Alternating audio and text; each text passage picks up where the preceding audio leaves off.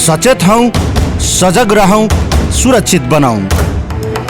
तैयार रहनुहोस्, सुरक्षित बस्नुहोस्। CMG COVID-19 update. नमस्कार, क्यापिटल FM 92.4 मेगाहर्ज को ध्वनि तरंगबाट हामीलाई सुनेर बसिरहनुभएका तमाम श्रोताजनमा म प्रस्तुता सुशील राउतको काठमाडौँ उपत्यकामा यहाँहरूले हामीलाई क्यापिटल FM 92.4 मेगाहर्जबाट सुनिरहनु भएको छ भने पूर्वमा रेडियो सारंगी 101.3 मेगाहर्जबाट र पश्चिममा रेडियो सारंगी 93.8 मेगाहर्जबाट हामीलाई सुन्दै हुनुहुन्छ। कार्यक्रमको नाम हो CMG COVID-19 वर्ल्ड रिपोर्ट र आजको प्रस्तुति विशेष अमेरिका रहेको छ। श्रोता, यहाँहरूलाई मैले जानकारी गराउनु पर्ने हुन्छ। कोरोनाको महामारीमा विश्वकै शक्तिशाली राष्ट्र अमेरिका पहिलो नम्बरमा परेको छ। अमेरिकाको लागि हिजोको दिन उसको इतिहासकै सबैभन्दा खराब दिन पनि बनेको छ। वर्ल्डोमिटरको आँकडा अनुसार अमेरिकामा यस महामारीबाट ज्यान गुमाउनेको संख्या 59,266 पुगेको छ, जुन भियतनाम युद्धको समयभन्दा बढी रहेको छ। अब हामी यसै प्रसङ्गमा, यसै विषयमा आजको प्रस्तुतिमा चर्चा गर्नेछौँ र आजको प्रस्तुतिमा मेरा अतिथिहरू हुनुहुन्छ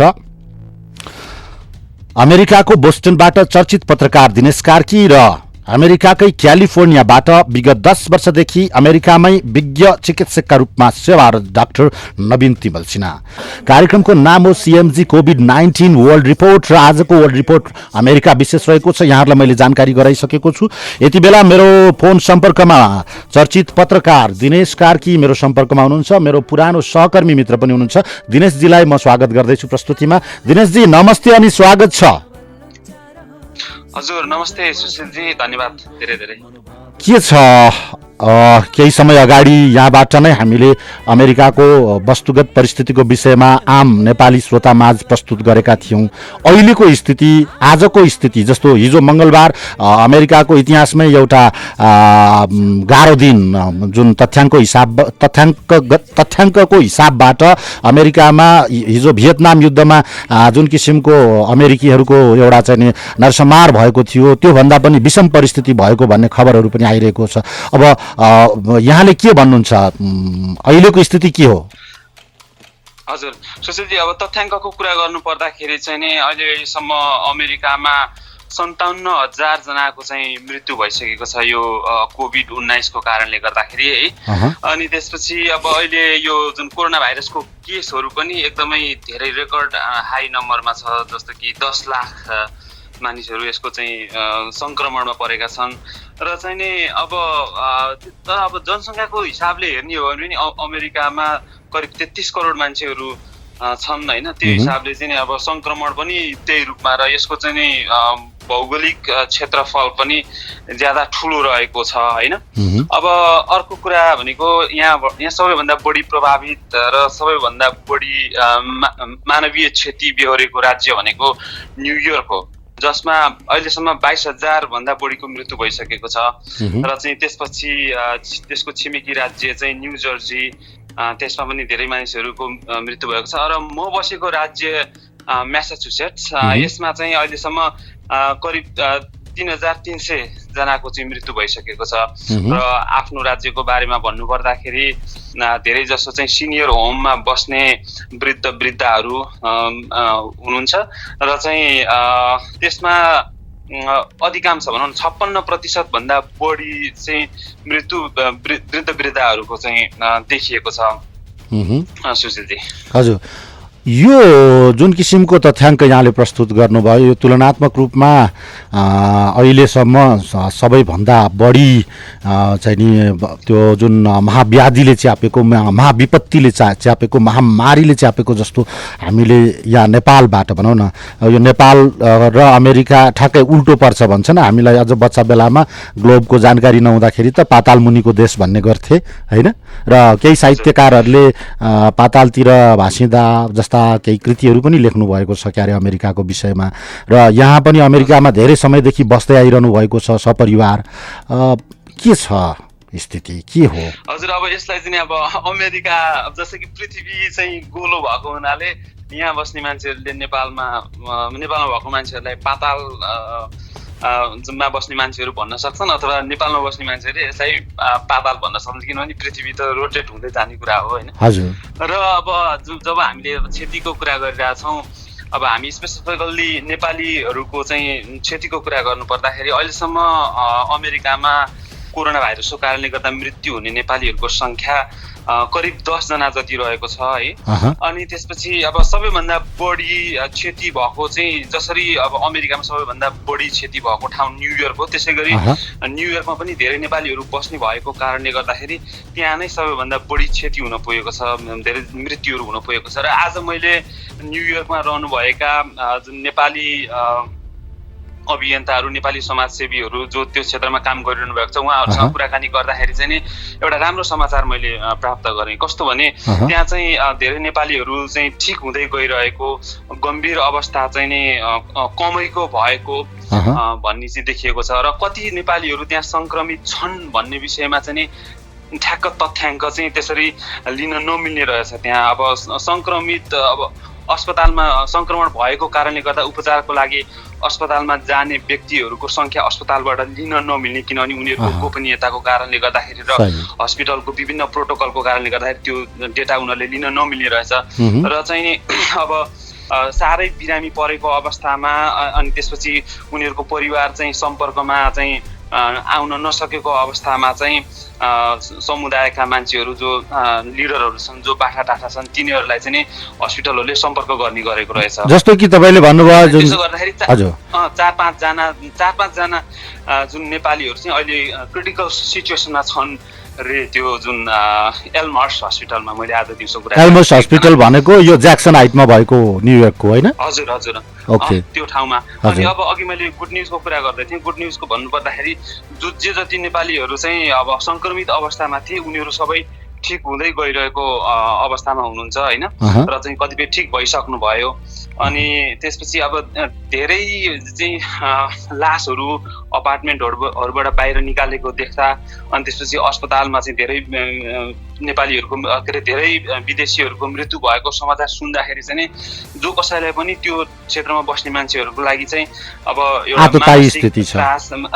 आततायी स्थिति, तनाव चाहिँ अवश्य पनि छ। जस्तो कि म यहाँ म्यासाचुसेट्समा बसेर चाहिँ त्यहाँको समाचारहरू सुन्दाखेरि अनि संसारभरि नै लकडाउन भएको अवस्था देख्दाखेरि, नेपालको अवस्था देख्दाखेरि मलाई पनि त्यो फिल हुन्छ, किनभने मानसिक रूपले पनि जो कोही मान्छेलाई पनि गाह्रो हुने अवस्था छ अहिलेको समयमा होइन। हजुर दिनेशजी, एउटा जुन तपाईँले भन्नुभयो नि, मैले एउटा एकैछिन तपाईँलाई रोकेँ कि यो जुन त्यहाँ अमेरिकामा नेपाली समुदायहरू भनिरहनु भएको छ, अमेरिकामा NRNA को पनि उपस्थिति छ। NRNA अमेरिकाले चाहिँ के गरिरहेको स्थिति छ, केही बुझ्नु भएको छ त्यस विषयमा? अब NRNA-ले चाहिँ धेरै गतिविधिमा चाहिँ उनीहरू पनि सक्रियता छ। उनीहरूले अब कोरोना भाइरसबाट एफेक्टेड भएको चाहिँ नेपालीहरूलाई राहतका सामग्रीहरू उपलब्ध गराउने, अनि त्यसपछि एउटा न्युयोर्कमा चाहिँ एउटा सबै सङ्घ संस्थाहरूको चाहिँ एउटा संयुक्त टास्क फोर्स जस्तो छ, टास्क फोर्स बनेको छ र त्यसको मार्फत चाहिँ उनीहरूले सहयोगहरू परिचालन गर्दै आइरहेका छन्। अब मैले अब कुराकानी गरे अनुसार त्यहाँ चाहिँ विद्यार्थीहरूलाई F1 स्ट्याटसमा भएका विद्यार्थीहरूलाई राहतहरू प्रदान गर्नको लागि F1 स्ट्याटस भनेको चाहिँ के बुझ्ने हामीले? F1 स्ट्याटस भनेको चाहिँ नेपाली विद्यार्थीहरू अथवा जोसुकै देशबाट चाहिँ अमेरिका आएका विद्यार्थीहरू, विद्यार्थी भिसामा आएका व्यक्तिहरूलाई चाहिँ F1 स्ट्याटस भनिन्छ। हजुर हजुर, त्यो चाहिँ यहाँ चाहिँ प्रवेशाज्ञा भिसाको चाहिँ एउटा प्रकार हो। अहिले तपाईँको जानकारी अनुसार त्यहाँ अमेरिका पुरा अमेरिकाभरि नेपालीको सङ्ख्या कति छ, केही छ जानकारी तपाईँलाई? एक्ज्याक्टली त जानकारी मलाई भएन, तर किनभनेदेखि अब डकुमेन्टेड र अनडकुमेन्टेड सबै गरेकन करिब मेरो विचार मात्रै हो, मलाई चाहिँ अहिले त्यसमा हेर्न बाँकी छ। त्यसमा करिब 2-3 लाख जति होला भन्ने अनुमान छ होइन। मैले अब अरूसँग कुराकानी गर्दाखेरि पनि, किनभने यहाँ जति डकुमेन्टेड छन् त्योभन्दा बढी नै त्यो करिब त्यसैको हाराहारी अथवा त्योभन्दा कम चाहिँ नै अनडकुमेन्टेड। हजुर, कानुनी र गैर कानुनी रूपमा बस्नेमा चाहिँ नि, जस्तो गैर कानुनी रूपमा चाहिँ अन्दाजी कति सङ्ख्यामा होला नेपालीहरू? एक्ज्याक्टली त्यो मलाई थाहा भएन। त्यसमा अब त्यस्तो स्थितिमा त्यो गैर कानुनी रूपमा जुन अनडकुमेन्टेड नेपालीहरू जुन इलिगल वेबाट बसिरहनु भएको छ, उहाँहरूलाई चाहिँ समस्या छ कि छैन त्यहाँ? उहाँहरूले एकदम धेरै समस्या छ। जस्तो कि कस्तो समस्याहरू? चाहिँ अब अनडकुमेन्टेड रूपमा बस्नुभएको नेपालीहरू जो हुनुहुन्छ उहाँहरूले चाहिँ यहाँ कामहरू गर्दाखेरि यो एउटा चाहिँ लिगल वेबाट एउटा कानुनी तवरबाट काम गर्नुभएको हुनु हुँदैन, उहाँहरूको कुनै पेपर हुँदैन। त्यो नभइसकेपछि अहिले चाहिँ अमेरिकामा सरकारले चाहिँ यो बेरोजगार भत्ता प्रदान गरेको छ, धेरै ठुलो अमाउन्टमा बेरोजगार भत्ता प्रदान गरेको छ। सबै बिजनेसेसहरू चाहिँ क्लोज भएको अवस्थामा उहाँहरू त्यो चाहिँ फाइदाबाट चाहिँ वञ्चित भएको छ। तर चाहिँ एक दुईवटा केही राज्यहरू जस्तो कि क्यालिफोर्नियामा चाहिँ अनडकुमेन्टेड भए पनि उनीहरूलाई सानो मात्रामा भए पनि केही राहत चाहिँ दिने त्यहाँको गभर्नरले घोषणा गरेका छन्। तर अधिकांश चाहिँ अनडकुमेन्टेडहरूलाई यसले चाहिँ कुनै पनि फाइदा दिँदैन। यस्तो अवस्थामा त्यहाँ रहेको नेपाली राजदूतावास हैन जुन नेपाल एउटा कम्प्लिट गर्दै थिएँ, प्लिज यो चाहिँ अनडकुमेन्टेड भएको अवस्थामा चाहिँ उनीहरूले चाहिँ उपचार नपाएर मर्नुपर्ने भन्ने अवस्था चाहिँ हुँदैन। किनभनेदेखि अब स्पष्ट रूपमा यहाँको राज्यको सरकारले, खास गरी न्युयोर्कको राज्य सरकारले तपाईँ चाहिँ अनडकुमेन्टेड भए पनि तपाईँको भिसाको प्रकृति जेसुकै भए पनि चाहिँ कोरोना भाइरस लागेको छ र गम्भीर बिरामी हुनुहुन्छ भनेदेखि तपाईँको उपचार हुन्छ भनेर चाहिँ बेला बेलामा त्यहाँको गभर्नर कुमोले भन्दै आएका छन्। ओके, अब कुरो गरौँ जस्तो नेपाल सरकारको प्रतिनिधित्व गरेर बसिरहेको नेपालको राजदूतावासले के कस्तो क्रियाकलाप गरिरहेछ त्यहाँ? नेपाल राजदूतावासले त अब खासै भन्यो भने त्यस्तो विशेष सक्रियता देखिएको छैन। अब केही समय अगाडि उहाँले चाहिँ पत्रकारहरू अनि त्यसपछि यहाँ एनआरएनका प्रतिनिधिहरू अरू विभिन्न सङ्घ संस्थाका प्रतिनिधिहरूसँग चाहिँ सम्पर्क गर्नुभएको थियो। एउटा कस्तो भने भिडियो कन्फरेन्स जस्तो गर्नुभएको थियो र त्यो भिडियो कन्फरेन्समा छलफलको र अन्तर्क्रिया मात्रै भएको थियो र उहाँहरूले खासमा एउटा अपडेट गर्नुभएको थियो अनि विद्यार्थीहरूलाई चाहिँ कसरी सहयोग गर्न सकिन्छ भन्ने कुराहरूमा छलफल गर्नुभएको थियो। त्यस्तो विशेष खालको चाहिँ कदम चाल्नु भएको चाहिँ जस्तो चाहिँ मलाई लाग्दैन। अब अर्को कुरा भनेको चाहिँ मैले पनि सोच्दै आइरहेको र आफ्नो जन्मदेश नेपालमा चाहिँ अब एउटा त्रास छ, त्यहाँ पनि यो धेरै किसिमको चाहिँ सहयोगहरूको आवश्यकता हुन सक्छ। जुन कुरा चाहिँ जुन सहयोग अब कूटनीतिक पहलबाट उहाँले गर्नुपर्ने कुराहरू अमेरिकाको सरकारलाई भनेर अब कूटनीतिक पहलबाट गर्नुपर्ने कुराहरू उहाँले पनि त्यति गर्न सक्नु भएको छैन जस्तो लाग्छ मलाई। जस्तो कि अब भेन्टिलेटरको कुराहरूमा अमेरिकी राष्ट्रपति डोनाल्ड ट्रम्पले यो विभिन्न देशको चाहिँ मानिसहरूलाई, विभिन्न देशका राज्य प्रमुखहरूलाई चाहिँ भेन्टिलेटर दिने भन्ने कुराहरू गरिरहनु भएको थियो। तर अब फर्मल वेबाट चाहिँ हाम्रो राजदूतले राष्ट्रपति ट्रम्पका प्रतिनिधिहरूलाई अथवा त्यो कूटनीतिक च्यानलबाट कुनै आग्रह गर्नु भयो जस्तो मलाई लाग्दैन। यदि मेरो उहाँसँग कुराकानी भयो भने मलाई चाहिँ त्यो सोध्ने विचार थियो। हजुर, जस्तो अब अलिकति फरक प्रसङ्ग फरक नहुनु, प्रसङ्ग एउटै नै हो। यो हिजो मात्र रोइटर्सले एउटा चाहिँ अमेरिकामा अध्ययन गरेको एउटा रिपोर्ट सार्वजनिक गरेको छ, जसमा चाहिँ नि अप्रिल 27 देखि 28 गरिएको अध्ययनमा आधाभन्दा अलिकति कम 57% वयस्क नागरिकहरूले मात्र आफूलाई ट्रम्पले कोरोना भाइरस सम्बन्धी भनेका कुरामा केही मात्रामा वा पुरा विश्वास लाग्ने बताएको चाहिँ यो डाटा एउटा सार्वजनिक भएको छ। भनौँ न यो सङ्ख्या भनेको मार्चको अन्त्यमा ट्रम्पको कुरा मान्छौँ भन्ने अध्ययनको भन्दा 15%ले कम हो भन्ने पनि देखाइएको छ।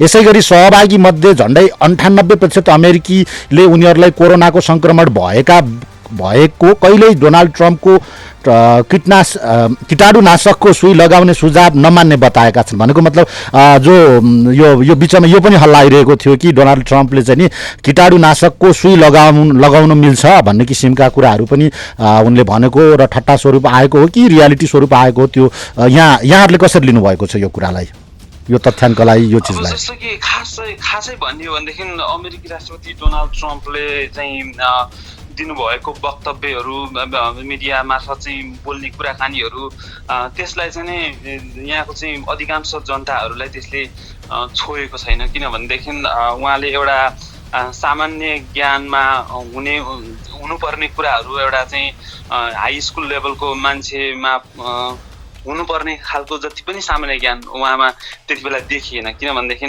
अब यो जुन सेनिटाइजरहरू अनि त्यसपछि यो डिसइन्फेक्टेन्ट लिक्विडहरू त्यस्तो कुराहरू चाहिँ नि सुई मार्फत हाम्रो शरीरमा इन्जेक्ट गऱ्यो भनेदेखि के हुन्छ त्यसको हालत होइन, त्यो चाहिँ अब जो कसैले पनि अनुमान गर्न सक्ने कुरा हो। हामीले त जिस्केको भन्ठाने थियौँ, त्यो साँच्चीकै भनेको हो ट्रम्पले चाहिँ अब पछि ठट्टा गरेर भनेको हो भनेर चाहिँ कुरो मिलाउनु भयो। तर चाहिँ त्यो कुरा सुनिरहनु भएको डेब्रा बर्क्स भन्ने हुनुहुन्छ चाहिँ ट्रम्पको त्यो कोरोना भाइरस टास्क फोर्स टिमको एकजना सदस्य, र उहाँले चाहिँ मुख बिगार्नु भएको थियो।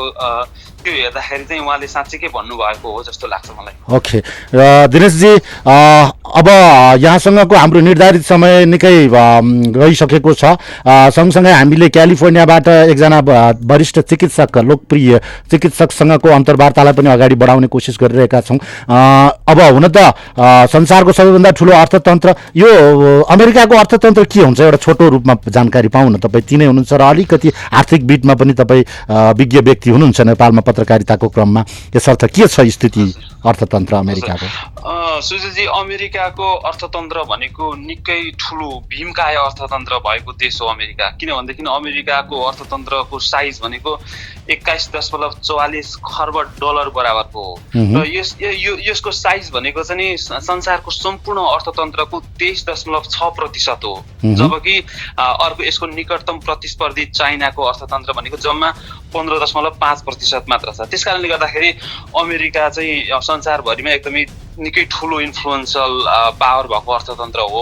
र चाहिँ अब अहिले यो कोरोना भाइरसको चाहिँ असरले गर्दाखेरि यहाँका चाहिँ प्राय सम्पूर्ण बिजनेसेसहरू क्लोज भएको छन्, बन्द भएको छन्। यसले गर्दाखेरि चाहिँ 2,60,00,000 मानिसहरूले चाहिँ यो बेरोजगारी भत्ताका लागि फाइल गरेका छन्। त्यसको लागि चाहिँ त्यो लगायत यहाँको चाहिँ व्यापार व्यवसायहरूलाई चाहिँ यो पुनर्ताजगी दिनको लागि, राहत दिनको लागि राष्ट्रपति डोनाल्ड ट्रम्पले 2.2 ट्रिलियन डलर अर्थात् 2.2 खर्ब डलर बराबरको चाहिँ राहत प्याकेजको घोषणा गर्नुभएको छ होइन। तपाईँको अध्ययनले यो राहत प्याकेजले के अमेरिकालाई पुनर्जीवित गर्नलाई, आफ्नो अर्थतन्त्र त्यो जुन भीमकाय अर्थतन्त्रलाई रिटेन गर्नलाई, मेन्टेन गर्नलाई सहयोग गर्न सक्छ?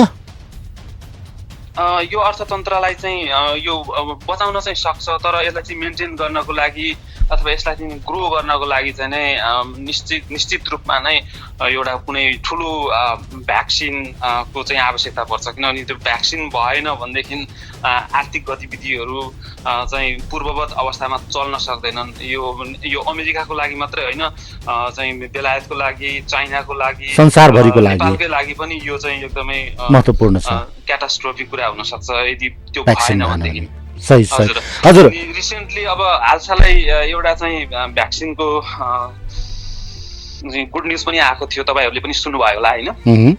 यो चाहिँ 6वटा बाँदरमा चाहिँ त्यो भ्याक्सिन परीक्षण गरिएको थियो। रेमडाइभर कि रेमडेसिभिर के भन्ने भ्याक्सिन? हजुर, अक्सफोर्ड युनिभर्सिटीले बनाएको त्यो भ्याक्सिन चाहिँ होइन, यहाँको एउटा यो ह्यामिल्टन मोन्टाना भन्ने ठाउँमा चाहिँ 6वटा बाँदरहरूमा परीक्षण गरिएको थियो। त्यो परीक्षण गर्दाखेरि चाहिँ त्यो सफल देखिएको छ, बाँदरहरूमा चाहिँ सफल देखिएको छ। मानव जातिको सबभन्दा क्लोजेस्ट रिलेटिभ बाँदर हो होइन, त्यसमा सफल भयो भन्दाखेरि मान्छेमा पनि सफल हुन्छ कि भन्ने विश्वास यसले जगाएको छ, नयाँ विश्वास जागृत भएको स्थिति छ। हजुर, तर यसको मतलब यो होइन कि मान्छेमा नै त्यो सफल हुन्छ भन्ने होइन। तर अब गत बिहिबार मात्रै केही दिन अगाडि चाहिँ त्यो मान्छेमा पनि यो चाहिँ सुरु गरिएको छ, लगाउनको लागि ट्रायल सुरु गरिएको छ। र चाहिँ वैज्ञानिकहरूका अनुसार तपाईँको यो सेप्टेम्बरसम्ममा चाहिँ त्यसको ट्रायल सकिन्छ, र यदि सफल भयो भनेदेखि सायद अब आउँदो अक्टोबरतिरदेखि चाहिँ भ्याक्सिन सुरु हुन्छ कि आशा गरौँ। हुन्छ, यस विषयमा हामी केही समय पछाडिबाट चिकित्सकीय रूपमा हामीलाई आज अन्तर्वार्ताका लागि तयार रहनुभएका नवीन तिमिल सिन्हा वरिष्ठ चिकित्सक जो अमेरिकामै क्यालिफोर्नियामा कार्यरत हुनुहुन्छ उहाँसँग पनि हामी छलफल गरौँला। र यहाँको यो अमूल्य समय, सुझाव अनि वर्तमान अमेरिकाको वस्तुस्थितिको जुन यथार्थ चित्रण हामीलाई स्वर मार्फत हाम्रा श्रोतामाझ पुर्याउनु भएको छ, यसका लागि क्यापिटल मिडिया ग्रुपको तर्फबाट हार्दिक कृतज्ञता व्यक्त गर्दछु। हजुर, यो मलाई यो तपाईँहरूसँग बोल्ने मौका दिनुभएकोमा र चाहिँ आफ्नो थाहा पाएको कुराहरू चाहिँ सम्पूर्ण नेपाली श्रोताहरूमा चाहिँ दिने मौका दिनुभएकोमा तपाईँहरूलाई धन्यवाद। हस् त, नमस्ते। नमस्ते सुजितजी। श्रोता, यहाँले सुनिहाल्नुभयो क्यापिटल एफएम 92.4 मेगाहर्ज सुन्दै हुनुहुन्छ र सँगसँगै यहाँले पूर्वबाट पनि हामीलाई सुनिरहनु भएको छ। पूर्वमा रेडियो सारङ्गी र पश्चिममा पनि रेडियो सारङ्गीबाट सुनिरहनु भएको छ भने अनलाइनमा www.cfmania.com र radiosarangi.com, अनि हामीलाई हाम्रो मोबाइल एप क्यापिटल एफएम 92.4 बाट पनि सुन्न सक्नुहुन्छ। सँगसँगै हाम्रो पात्रो र ट्युन इन भन्ने एप्लिकेसनमा पनि हामीलाई सुन्न सक्नुहुन्छ। We are available. र यहाँहरूलाई मैले जानकारी गराउनै पर्छ, संसारको सबैभन्दा शक्तिशाली देश हो अमेरिका र हामीले भन्नुपर्दा पाताल मुनिको देश हो नेपालबाट। अमेरिका र त्यहाँ रहनुहुने नेपाली समुदायको अवस्था कस्तो छ भन्ने विषयमा हामी जानकारी लिने कोसिस गरिरहेका छौँ र विगत 10 वर्षदेखि अमेरिकामा सपरिवार रहेर आफ्नो चिकित्सकीय ज्ञानलाई त्यहाँ उजागर गर्दै र त्यहाँ सेवा गर्दै आइरहनुभएका चर्चित चिकित्सक भन्छु म नवीन तिमल सिन्हा यति बेला हाम्रो फोन सम्पर्कमा हुनुहुन्छ। म उहाँलाई प्रस्तुतिमा स्वागत गर्दछु। नवीनजी नमस्ते। नमस्कार सुशीलज्यू, धन्यवाद हजुरलाई आज फेरि यति टाढाबाट मलाई क्यापिटल एफएमको यो प्रोग्राममा यहाँ बोल्ने मौका दिनुभयो। सुशीलजीलाई र सबै क्यापिटल एफएम परिवारलाई हार्दिक धन्यवाद। यति टाढाबाट मलाई एउटा चिकित्सकको नाताले यो श्रोतासम्म पुग्ने अवसर दिनुभएकोमा आभारी छु। यहाँको यो बडप्पनका लागि हामी निकै गौरवान्वित छौँ, किनकि यहाँले जुन सहजताका साथ हामीले जति बेला प्रयास गर्छौँ सहजताका साथ उपस्थित भइदिनुहुन्छ र हाम्रा आम श्रोताका जिज्ञासाहरू अमेरिकाको विषयमा मात्र नभइकन अहिले यो कोभिड-19बाट कसरी जोगिन सक्छौँ भन्ने विषयमा पनि उहाँहरूले निकै नै जिज्ञासु भएर चाहिँ हामीलाई सुनिरहनु भएको हुन्छ। यसर्थ डाक्टर साहबलाई हामीले अब सबैभन्दा पहिला सुरु त डाक्टर साहब, यहाँ अनि यहाँको परिवारको अवस्था के कस्तो छ, यहाँको समाजको अवस्था के छ? हामी सकुशल छौँ, त्यस्तो केही समस्या छैन। जहाँ हामी छौँ त्यस्तो केसले एक्सपोनेन्सियल रूप पनि लिएन र हाम्रो नेपाली समाजमा पनि कसैलाई इन्फेक्सन भएको र कुनै यसले बिरामी भएर भित्तोलिएको सुनिएको छैन हामी बसेको एरियामा। यो भनिरहँदा चाहिँ अमेरिकामा चाहिँ कस्तो हुन्छ भने बिरामीको बारेमा प्राइभेसी लले गर्दाखेरि कति कुराहरू चाहिँ थाहा हुँदैन। हजुर हजुर हजुर। बिरामीलाई र चिकित्सकको बिचको मात्रै कुरा हुन्छ, त्यसैले हामीलाई थाहा हुँदैन। तर अहिलेसम्म अहिले यो जो हामी बस्छौँ यो एरिया सेक्रामेन्टो, डेभिस, वुडल्यान्ड एरिया र यो एरियामा चाहिँ हामीले त्यस्तो नेपालीहरूको त्यस्तो अवस्थाको बारेमा केही ज्ञान छैन। अब यहाँ आफै एउटा मेडिकल प्र्याक्टिसमा हुनुहुन्छ अमेरिकामा, एज अ मेडिकल प्र्याक्टिसनर यहाँले अहिलेको अमेरिकाको स्ट्याटसलाई कसरी चित्रित गर्नुहुन्छ हामी माझ? अब सुरुको अवस्था मैले जस्तो 2 हप्ता अगाडितिर हजुरसँग कुरा गर्दाखेरि हजुर यहाँको एउटा भयावह अवस्था थियो। यसले कुन रूप लिने हो, यसलाई यो बिरामीको चापलाई अस्पतालहरूले धान्ने सक्ने अवस्था हो कि होइन, यो कति ठाउँमा हजुरको सिर्फ अस्पतालहरू बनाउनु परेको थियो एकदमै बिरामीको सर्ज भयो भने कसरी बिरामीलाई सेवा दिने भनेर। हजुर हजुर। तर त्यस्तो भयावह अवस्था आएन। पूर्वी तटमा न्युयोर्कमा यता बोस्टनतिर उता हजुरको मिचिगनतिर त्यस्तो अवस्था आए पनि हस्पिटलले धान्नै सकेको अवस्था देखियो। तर यो पश्चिमी क्षेत्रमा हामी जहाँ छौँ त्यतातिर त्यस्तो सर्ज चाहिँ आएन। अब दुई तिनवटा कुराले हुनसक्छ।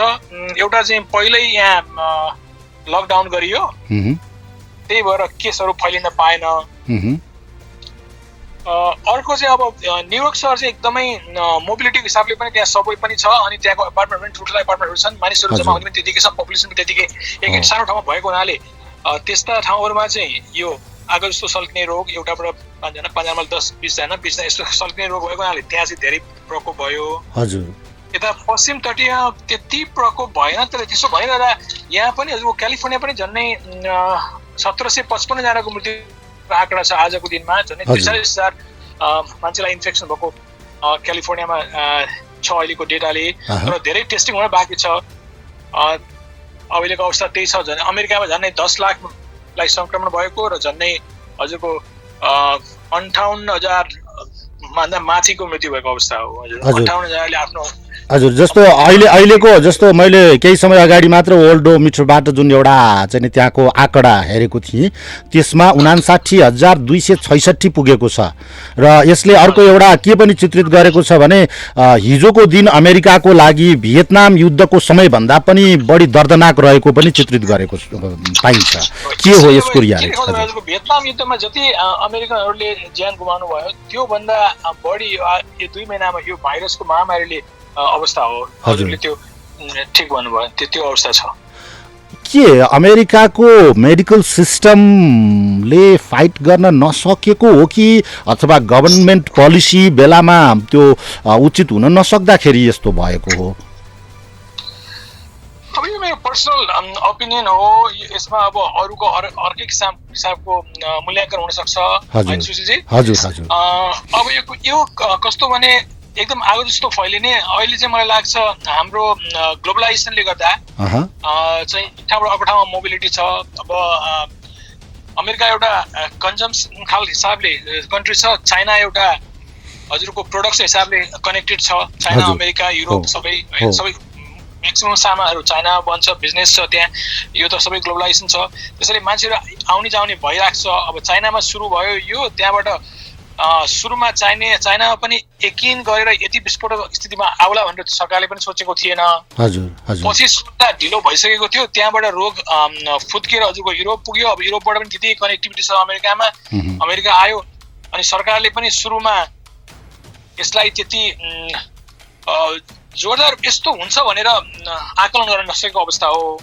भनेको चाहिँ नि अब त्यो भविष्य के हुँदैछ भन्ने किसिमबाट चाहिँ नि अमेरिकन प्रशासकहरूले निर्णय गर्न नसक्दाखेरि अहिले अमेरिकन जनताले त्यसको असर बेहोरिरहनु परेको छ।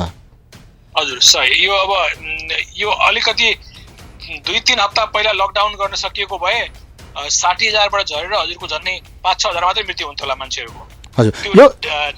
हजुर यो जुन मृत्युलाई घटाउनेतिर अथवा त्योतिर लाग्नुभन्दा पनि के अमेरिकन नेतृत्व चाहिँ नि चाइनाबाट यो उत्पन्न भयो चाइनालाई भनेर दोषारोपण गर्नतिर लागेर त्यहाँ कुनै पूर्व तयारी नगरेको अवस्थाको कारणले गर्दाखेरि यस्तो भएको?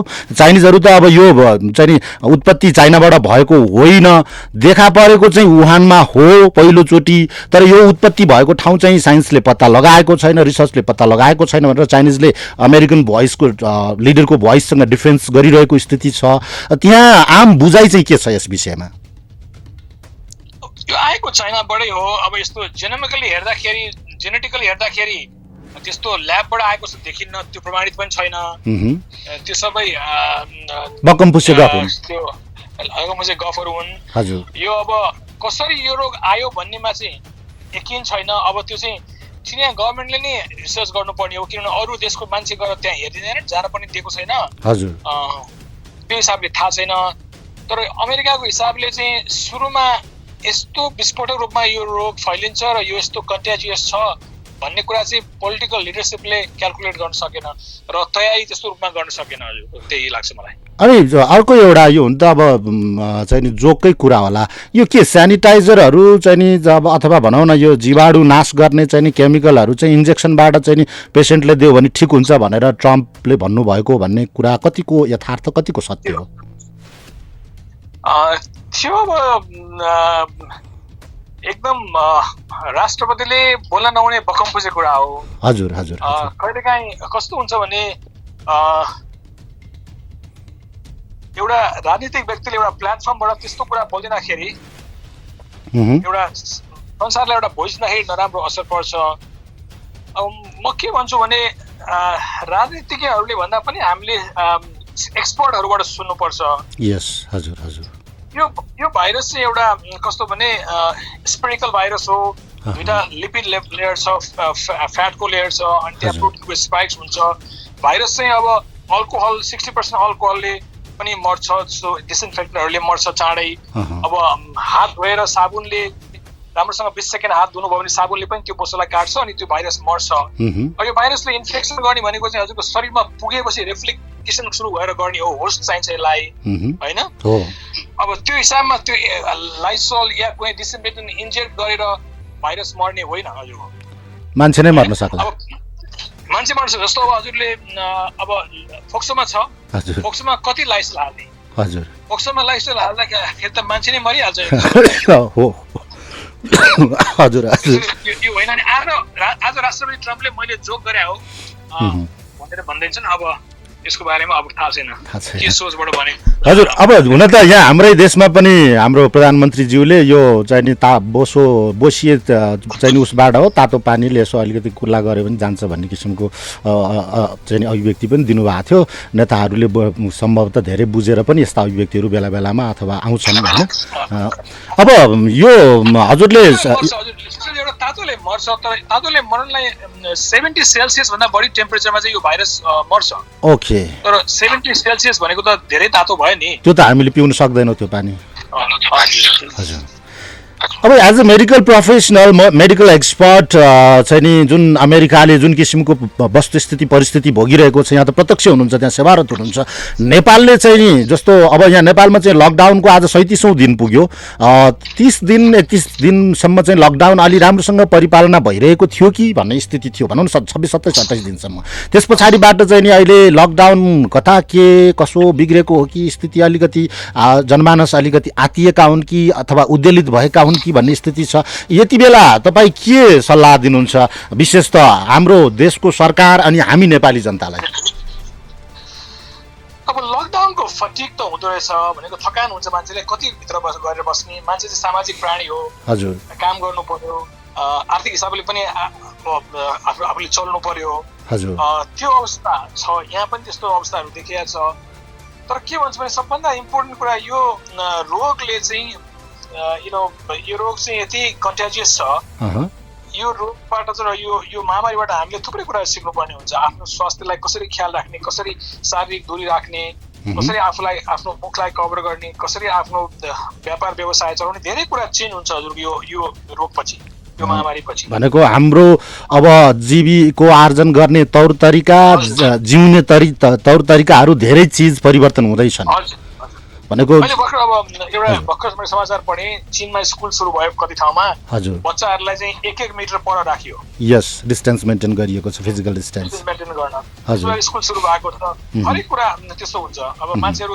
जाने अब फिल्म हलमा जाने फिल्म हेर्ने भोजभतेर गर्ने त्यस्तो अवस्था छैन अहिले छैन अब संसारभरि नै के छ भने यसबाट पार पाउनलाई सबभन्दा ठुलो कुरा टेस्टिङ गर्नु पर्यो टेस्टिङ भेरी इम्पोर्टेन्ट टेस्टिङ गर्नु पर्यो टेस्टिङ गरेपछि अब बिरामी थाहा हुन्छ यो टेस्टिङ गर्दाखेरि पनि नेपालमा चाहिँ धेरै चाहिँ यो ऱ्यापिड किटबाट गरिरहेको छ के अरे ऱ्यापिड डायग्नोस्टिक टेस्टिङ किटबाट जुन अर्को पद्धति भन्दा त्यति रिलायबल होइन भन्छन् के छ यो अमेरिकामा चाहिँ कसरी गरिरहेको छ टेस्टिङ पहिला टेस्टिङ गर्नु पर्यो अनि टेस्टिङ गरेपछि ट्रेसिङ गर्नु पर्यो जो टेस्टिङ गरेको मान्छे पोजिटिभ आयो भने त्यो मान्छेको संसर्गमा को थियो हजुर त त्यसलाई चाँडै क्याच गर्न सक्दैन त्यो अर्को मान्छेले अर्को मान्छेलाई फैलाउँदैन होइन त्यो टेस्टिङ ट्रेसिङ धेरै इम्पोर्टेन्ट यो संसारभरि नै त्यो इम्पोर्टेन्ट छ हामीले अब भनौँ न अब यो हाम्रो सामाजिक कार्यक्रमहरूलाई सबै गतिविधिलाई यदि नर्मल लेभलमा लाने हो भने त्यो धेरै इम्पोर्टेन्ट हुन्छ त्यो चाहिँ अब एक्सपोनेन्सियल किसिमले गर्नुपर्ने हुन्छ जहाँ पनि हजुर अनि अर्को कुरा चाहिँ टेस्टिङको कुरामा के छ भने त्यो आरडिटी भन्ने नेपालमा जुन छ त्यो चाहिँ एउटा रगतमा टेस्ट हुने सेरोलोजी सेरममा टेस्ट हुने टेस्ट हो त्यसले चाहिँ एन्टिबडी टेस्ट गर्छ ओके प्रेजेन्स अफ एन्टिबडी हजुर कसो हुन्छ भने कुनै संक्रमण भयो भने 10 दिन 14 दिन या 2-3 हप्तामा शरीरले चाहिँ एन्टिबडी बनाउँछ एन्टिजन कुनै पनि शरीरमा हालेपछि एन्टिबडी बनाउँछ इन्फेक्सन हाल्यो या भ्याक्सिन हाल्यो भने एन्टिबडी बनाउँछ एन्टिबडीले शरीरलाई त्यो रोग विरुद्ध प्रतिरोध गर्ने क्षमता हो हजुर हजुर हजुर अब जस्तो पीसीआर टेस्ट छ नाकबाट नेजल स्वाब या फ्यारिङ्सबाट गर्ने हजुरको पछाडि नाक पछाडिबाट गर्ने त्यो टेस्टमा चाहिँ त्यो स्वाबमा चाहिँ पीसीआर टेस्ट हुन्छ त्यसले चाहिँ त्यो भाइरसकै जेनेटिक मेटेरियल देखाउँछ त्यसले चाहिँ एक्युट इन्फेक्सन देखाउने भएन हजुर मोर रिलायबल भयो पनि मान्छे संक्रमित छ मोर रिलायबल हुन्छ हजुर अब त्यो पनि फल्स नेगेटिभ पनि त्यस्तो टेस्टिङ पनि छ त्यो 100% ग्यारेन्टी छैन कति मान्छेलाई संक्रमण भए पनि डिटेक्ट नगर्न सक्छ तर त्यो चाहिँ 1 नम्बर टेस्ट हुनुपर्छ रगतमा टेस्ट गर्ने चाहिँ 2 थरीको हुन्छ एन्टिबडी एउटा आइजीएम भन्छ आइजीएम एन्टिबडी चाहिँ एक्युट इन्फेक्सनबाट हुँदा हुँदै पनि आइजीएम एन्टिबडी देखिन्छ अब कसैलाई आइजीएम एन्टिबडी देखिने भनेको चाहिँ अब 10 दिन 14 दिन पछि देखिने हो अनि त्यो आइजीएम एन्टिबडी देख्यो भने चाहिँ इन्फेक्सन चाहिँ भएको रहेछ तर रिकभरिङ भयो तर अझै पनि त्यो मान्छे संक्रमित हुन सक्छ अरूलाई सार्न सक्छ हजुर तर कसैको चाहिँ आइजिएम आइजिजी देख्यो भने आइजिजी एन्टिबडी देख्यो भने चाहिँ त्यो ठिक भएर उसँग एन्टिबडी भएको अवस्था हुन्छ। हजुर ऱ्यापिड टेस्टले त्यो दुईटा हेर्ने भयो भने आइजिजी देख्यो भने चाहिँ यो मान्छे संक्रमण भइसकेर छ, यसलाई चाहिँ फेरि संक्रमण हुने चान्स चाहिँ कम होला, या यो मान्छे चाहिँ त्यो रोगसँग कोरोना भाइरससँग फेरि पनि लड्ने सक्ने क्षमता अलिकति राख्छ। अब यसको 100% ग्यारेन्टी पनि छैन, हजुर अलिक अध्ययन गर्न बाँकी नै छ। तर ऱ्यापिड टेस्टले चाहिँ के एक्युट इन्फेक्सन भएको आइजिएम एन्टिबडी छ भने आइजिजी छ भने त्यो इन्फेक्सनबाट ठिक भइसकेको अवस्था हो। त्यसमा पनि रिलायबिलिटीको कुरा आउँछ, क्रस रिएक्टिभिटी कति छ, कति रिलायबल हो, कति फल्स पोजिटिभ हो, त्यो हो कति फल्स नेगेटिभ हो, त्यस्तो कुरा हेर्नुपर्ने हुन्छ। हजुर डाक्टर साहब हुन्छ, यो टेक्निकल विषयमा म अन्य समयमा यहाँसँग फेरि सम्पर्क गरेर कुराकानी गर्ने नै छु। अहिलेलाई हाम्रो समाचारको समय भएको छ, जाँदा जाँदै छोटो सन्देश केही। अब हामीले अब जुन अहिले गरिराखेका छौँ सोसल डिस्टेन्सिङको या आफ्नो घरमा बसेर काम गर्ने, त्यो सबै नेपालीले मैले गरेको देख्छु। अलिकति अब फटिग छ, तर अहिले पनि अब एक्सपर्टहरूकै कुरा सुनेर बढी अब सरकारले पनि बढी टेस्टिङको व्यवस्था गरेर अब बिस्तारै अब यो लाई कसरी निदान गर्ने तर्फ लाग्नु उचित हुन्छ। तर टेस्टिङ र ट्रेसिङको सिस्टम चाहिँ हामीले चाहिँ बसाल्नु पर्ने हुन्छ। हजुर हस् त, यहाँको यो अमूल्य सल्लाह सुझाव अनि जुन अहिले बसेर अमेरिकाबाट जुन किसिमको अनुभव बटुलिनु भएको छ, यी सारा अभिव्यक्तिका लागि हाम्रो तर्फबाट हार्दिक कृतज्ञता व्यक्त गर्दछु। डाक्टर साहब नमस्ते। थ्याङ्क यू सुजयजी, फेरि पनि मलाई यो प्रोग्राममा आउने मौका दिनुभयो, के शब्द बोल्ने मौका दिनुभयो, धन्यवाद हजुरलाई। हस् त, नमस्ते, धन्यवाद छ। श्रोता, यहाँले सुनिहाल्नुभयो भर्खरै हामीसँग चाहिँ वरिष्ठ डाक्टर जो चाहिँ यति बेला अमेरिकाको क्यालिफोर्नियामा सेवारत हुनुहुन्छ विगत 10 वर्षदेखि। उहाँसँग हामीले अमेरिकाको अहिलेको वर्तमान परिस्थितिको विषयमा चर्चा गऱ्यौँ, के छ, के स्थिति हो र सँगसँगै हामी नेपालीले के सिक्नुपर्छ, यो कस्तो किसिमको रोग हो, कसरी जोगिनुपर्छ। हुन त हामीले बारम्बार यहाँहरूमा विभिन्न डाक्टरहरूसँगको कुराकानी प्रस्तुत गरिरहेका छौँ। अहिलेलाई केही समय पछाडि फेरि म अर्को डाक्टरसँग, अर्को चिकित्सकसँगको कुराकानी पनि लिएर आउँदैछु। हाम्रो डाक्टर अन डिमान्डमा आज हामीसँग परशुराम घिमिरे हुनुहुन्छ, जो एमडी इन्टरनल मेडिसिन हुनुहुन्छ, एमबीबीएस ओम हस्पिटलमा कार्यरत हुनुहुन्छ। उहाँसँग कुराकानी लिएर आउनेछु। पालो स्टेसन आइडी पछि समाचारपछि CMG कोभिड-19 डाक्टर अन डिमान्डका साथमा पुनः उपस्थित हुने नै छु। सुन्दै गर्नुहोला क्यापिटल FM।